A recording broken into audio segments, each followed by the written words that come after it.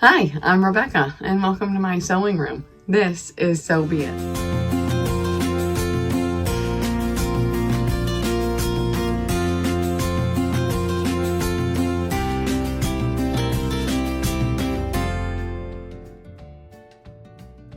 This week's video is just a little bit different than normal.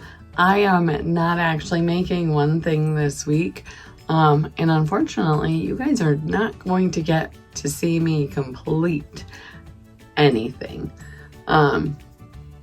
But you will get to see me work on some stuff for a little bit, and we're going to preview a couple things as well. So periodically over the last about 1 month, I have been hand embroidering a couple Christmas presents. I have been embroidering for a number of years.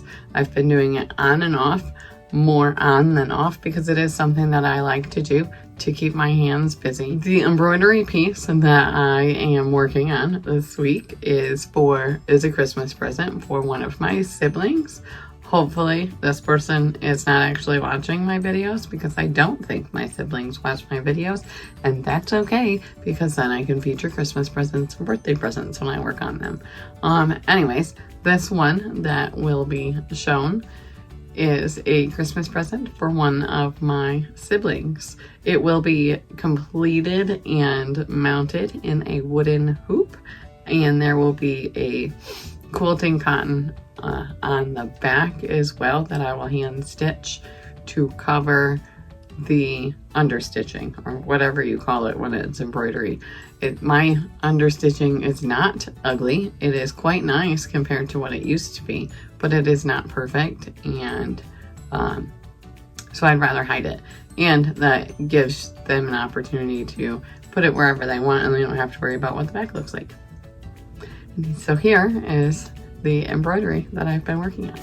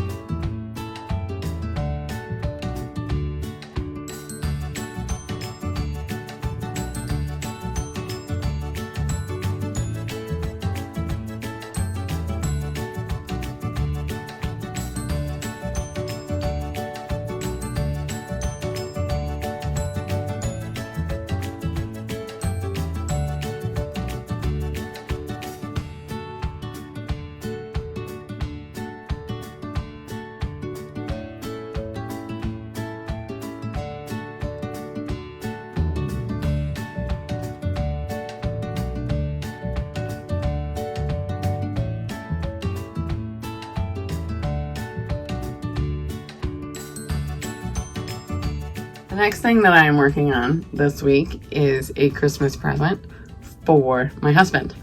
It is a garment, and you I will show you the mock-up, and I will eventually flash a little bit, a short picture of the pattern. However, my husband does watch my videos. So in this video, the only thing you will really get to see is me doing a little bit of work on the mock-up, and I will make sure that I have some pictures of my husband in the mock-up when I fit it. Unfortunately, he will know what his Christmas present is. It is a shirt, which you will see, and he already knows by the time this comes. He does not know the fabrics that will be used for the shirt, and so all I have is the mock-up, and here is some footage of me working on it and some pictures of my husband trying it on.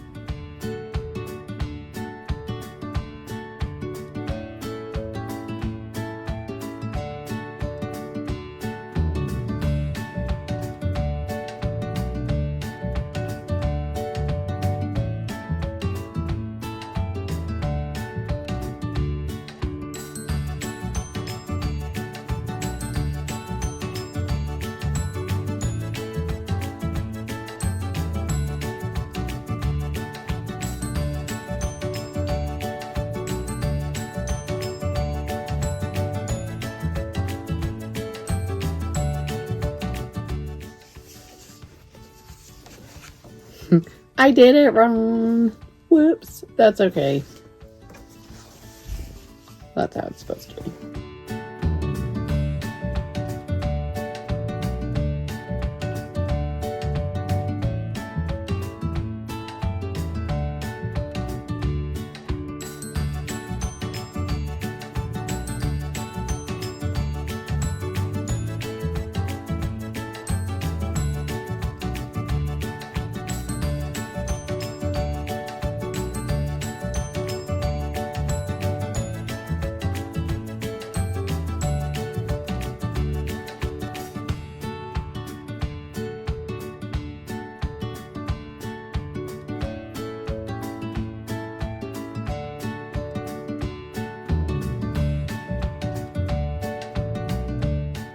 The final thing I've been working on this week is my Christmas dress. Since Christmas is only a week and a half away, I really need to get working on all of this stuff.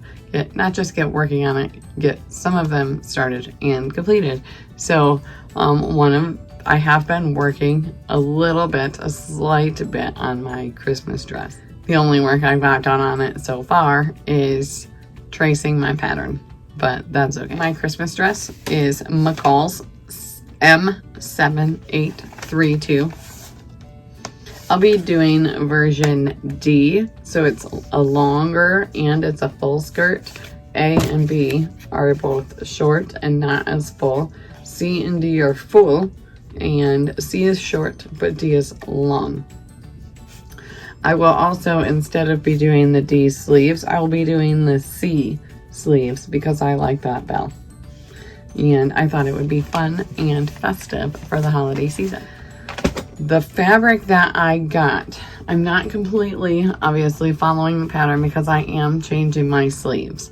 But I also got a couple, well, really one extra thing, but it might end up, we'll see what I end up doing. When our Walmart recently had a remodel done, and unfortunately, they got rid of their fabric table, so they no longer have bolts of fabric, but they do still have pre-cut fabric.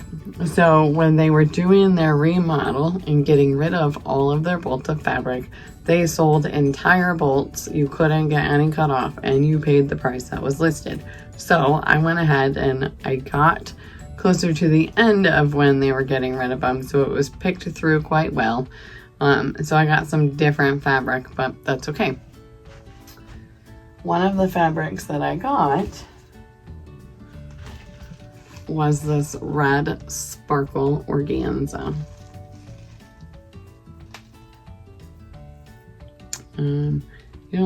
It doesn't really sparkle. It doesn't have a ton of sparkle in it. It's more of like a tiny little bead, and there's a few pieces of actual glitter on the fabric.